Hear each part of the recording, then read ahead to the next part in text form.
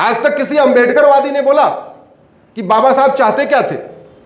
बाबा साहब की बड़ी बड़ी मूर्ति लगा दी, 14 अप्रैल को माला भी पहना देते हैं।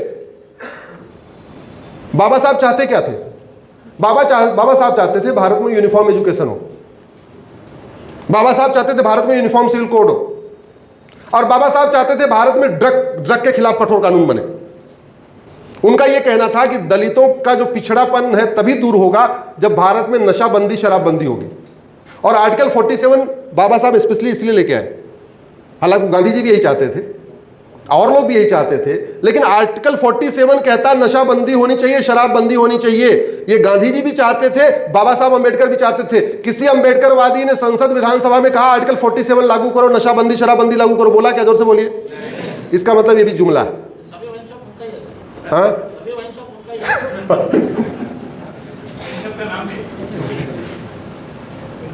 अच्छा, साम्यवाद का मतलब क्या? ये जो वामपंथी है, वामपंथ का मतलब क्या है? साम्यवाद का मतलब क्या है? साम्यवाद का मतलब है शोषण रहित समाज, समतामूलक समाज। इसी कॉन्सेप्ट वहीं से आया, इक्वलिटी के बेस पे समाज। समता, समानता, समरसता में जो सबसे बड़ी बाधा क्या है? वो है करप्शन। किसी वामपंथी सांसद ने संसद में या वामपंथी विधायक ने कभी विधानसभा में उठ के कहा कि भ्रष्टाचार गंभीर अपराध है, इनको फांसी देने के लिए कानून बनना चाहिए? जोर से बोलिए जरा। इसका मतलब ये सब वामपंथ भी एक जुमला है। ये जुमले चल रहे हैं, और चूंकि हमको जुमले अच्छे लगते हैं, हम भी जुमले में ताली बजा रहे। बोल दिया मजहब नहीं सिखाता आपस में बैर रखना। वाह वाह वाह वाह, क्या बात है। अरे पूरी दुनिया में झगड़ा किसका चल रहा है? जोर से बोलो जरा। पूरी दुनिया में धर्म का झगड़ा है या रिलीजन का? क्या धर्म? मेरी PIL चल रही है, आप लोग गूगल करना, धर्म रिलीजन अश्विनी उपाध्याय। मैंने कहा है कि हमारे 99% लोगों को धर्म और रिलीजन का अंतर नहीं पता, इसलिए प्राइमरी में एक चैप्टर डालिए, व्हाट इज धर्म, व्हाट इज रिलीजन।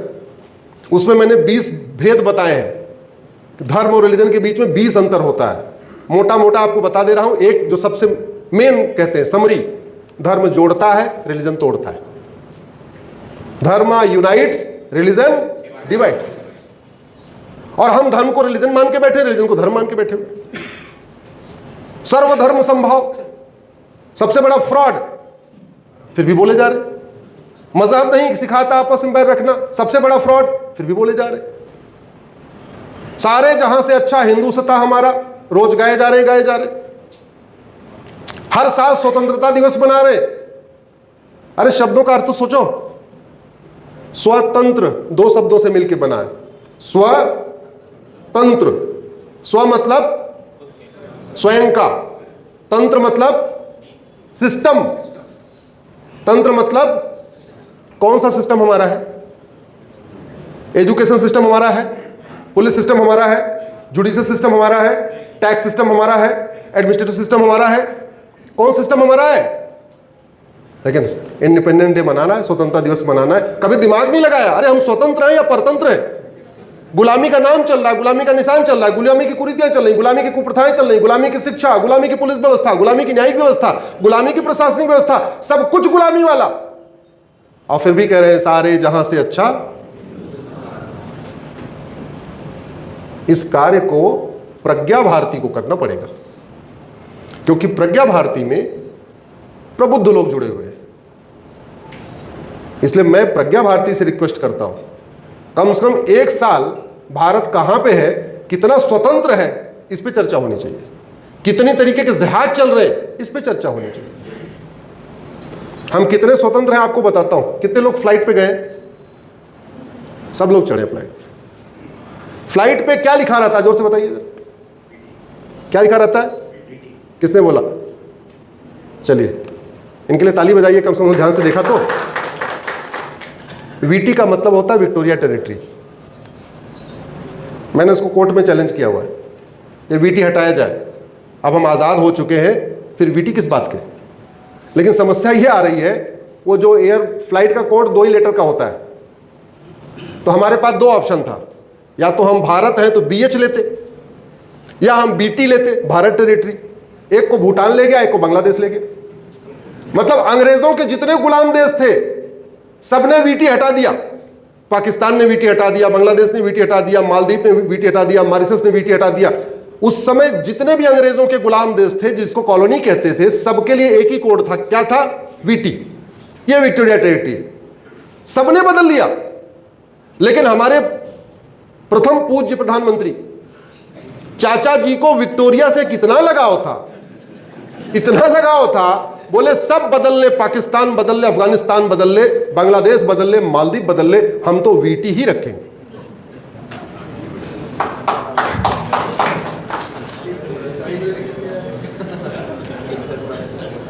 लैंड जिहाद हमारे लिए बहुत बड़ा खतरा है,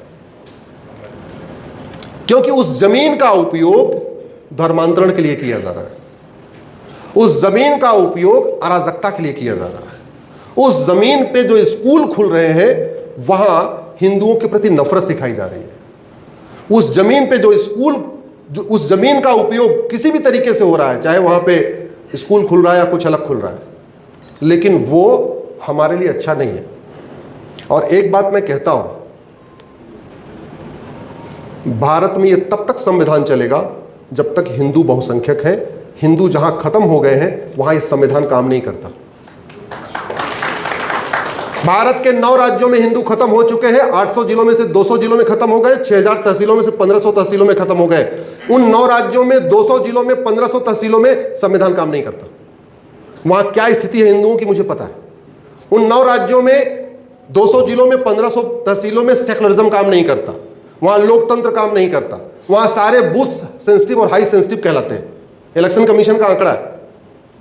एक बार मैं इलेक्शन कमीशन के किसी रिटायर्ड इलेक्शन कमिश्नर से बात कर रहा था। हमने कहा सर ये जो सेंसिटिव बूथ और हाई सेंसिटिव बूथ आप बनाते हो, इसका पैरामीटर क्या है? कैसे कहते हो कि ये वाला सेंसिटिव बूथ है, ये वाला नॉर्मल बूथ? नाम नहीं बताऊंगा, लेकिन उन्होंने जो बात बताई बड़ी चौंकाने वाली है। बोले जहां हिंदू 70% हो जाते हैं वो बूथ सेंसिटिव बूथ हो जाता है, और जहां हिंदू 50% हो जाते हैं वो बूथ हाई सेंसिटिव बूथ हो जाता है। तो वहां अलग से पुलिस लगानी पड़ती है, अलग से वहां पे सीआरपीएफ टुकड़ी लगानी पड़ती है। क्यों? क्योंकि वो सेंसिटिव और हाई सेंसिटिव हो गया। तो भारत में अशांति, जहां हिंदू खत्म हो जाता है वहां शांति नहीं रहती है, वहां क्या हो जाती है? अशांति बढ़ती है। भारत में equality before law, equal protection law तब तक है जब तक हिंदू बहुसंख्यक है। भारत में समता समानता तब तक है जब तक हिंदू बहुसंख्यक है। भारत में liberty of thought, liberty of belief, liberty of faith, liberty of worship तब तक है जब तक, जोर से बोलिए, जब तक हिंदू बहुसंख्यक। नहीं तो गांधार जो आज की डेट में अफगानिस्तान कहलाता है वो भारत का हिस्सा था। 100% वहाँ हिंदू थे। 1805 में पंडित नंदराम टिक्कू प्रधानमंत्री थे।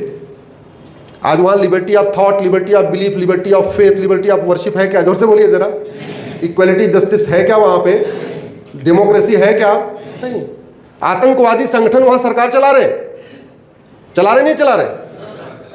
गए सब नेता भाग के वहाँ से, सब भाग गए वहाँ से। कौन चला रहा है? आतंकवादी चला रहे हैं। पाकिस्तान, जहां राजा भरत का ननिहाल, जहां से माता कैकेयी आई थी, क्या स्थिति है? Liberty of thought, liberty of belief, liberty of faith, liberty of worship है क्या? सेकुलरिज्म है क्या? अभी कुछ दिन पहले पाकिस्तान में एक सुप्रीम कोर्ट के जज ने बोल दिया सर कि पाकिस्तान के रहने वाले सब लोग एक समान हैं। कुछ गलत बोला था क्या? ठीक ही बोला कि भाई जो पाकिस्तान में है वो सब एक समान है। दूसरा सेंटेंस बोल दिया कि पाकिस्तान में रहने वाले सबको फ्रीडम ऑफ रिलीजन है। ये 2 सेंटेंस बोला था। सबको फ्रीडम ऑफ रिलीजन है और ऑल आर इक्वल। हमारे हाई कोर्ट, सुप्रीम कोर्ट तो रोज बोलते रहते हैं, रोज बोलते रहते हैं। कभी कोई हंगामा हुआ क्या? जैसे ही पाकिस्तान के सुप्रीम कोर्ट के जज ने बोला सभी पाकिस्तानी एक समान है और सबको फ्रीडम ऑफ रिलीजन है, मुल्ला मौलवी खदेड़ लिए, घुस गए पाकिस्तान के सुप्रीम कोर्ट के अंदर, घुस गए। कोर्ट की हियरिंग चल रही थी, जज साहब अपना अपना जो है कोर्ट छोड़ छोड़ के भागे अपने चैम्बर में। आर्मी बुलाई गई, उनको पिछले दरवाजे से अपने अपने घर पहुंचाया गया। भारत में तो हाई कोर्ट, सुप्रीम कोर्ट के जज रोज ही बोलते रहते हैं। आज तक किसी को चैम्बर छोड़ के भागना पड़ा क्या? जोर से बोलिए। कभी हाई कोर्ट, सुप्रीम कोर्ट में सेना बुलानी पड़ी क्या? इस बात को सुप्रीम कोर्ट, हाई कोर्ट के जज भी समझ ले। ये लिबर्टी ऑफ थॉट, ये equality, justice, liberty, fraternity, unity, national integration, ये जितनी बातें हो रही है सुप्रीम कोर्ट में, ये तभी तक है जब तक हिंदू बहुसंख्यक है। बांग्लादेश के सुप्रीम कोर्ट के जज ने एक फैसला दे दिया था, पूरा बंद, सुप्रीम कोर्ट घेर लिया, और जब तक इस्तीफा नहीं दे दिया सुप्रीम कोर्ट के जज ने, तब तक उसको पिछले दरवाजे से भी नहीं जाने दिया। आर्मी बुला ली गई थी, तब भी वो हटे नहीं, बोले पहले इस्तीफा दो, तुम्हारा फैसला गलत है। हमारे देश में कितने फैसले अब तक हो चुके हैं। केरल में एक मंदिर में जहां हमारी परंपरा के अनुसार नहीं जाते, उस परंपरा को तोड़ दिया। सबरीमाला, किसी ने सुप्रीम कोर्ट के जजों को दौड़ाया क्या? जोर से बोलिए, नहीं दौड़ाया। इसका मतलब सुप्रीम कोर्ट का सम्मान भी तब तक है जब तक हिंदू बहुसंख्यक है। सुप्रीम कोर्ट जितनी बातें कर रहा है वो तब तक सही चल रही है जब तक हिंदू बहुसंख्यक है। कभी आपने भारत की सेना को विद्रोह करते हुए देखा? पाकिस्तान की सेना विद्रोह करती है कि नहीं करती है? बांग्लादेश की सेना विद्रोह करती है कि नहीं करती? अफगानिस्तान की सेना विद्रोह करती है कि नहीं करती? भारत की सेना विद्रोह करती है? नहीं। भारत के सभी नेता अच्छी तरीके समझ लें, ये लोकतंत्र तब तक है, आपकी लोकशाही तब तक है जब तक हिंदू बहुसंख्यक है।